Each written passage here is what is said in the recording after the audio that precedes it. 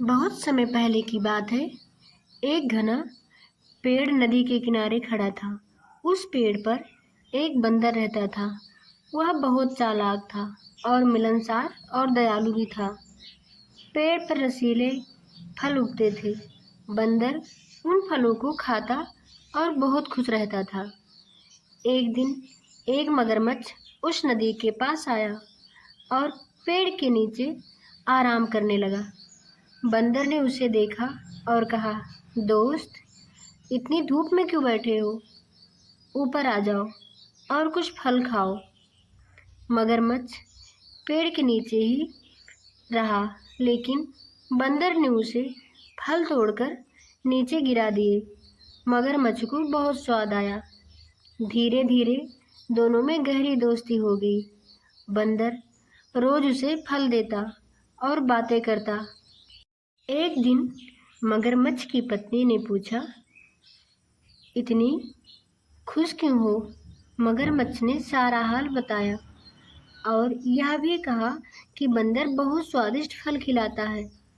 पत्नी ने लालच में आकर कहा, अगर वो फल इतने मीठे हैं तो उस बंदर का दिल कितना मीठा होगा, मुझे वो चाहिए।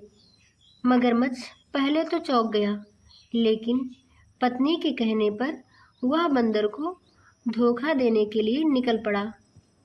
अगले दिन मगरमच्छ ने बंदर से कहा, दोस्त, मेरी पत्नी तुम्हें बहुत पसंद करती है। वह चाहती है कि तुम मेरे घर चलो। बंदर खुश हो गया।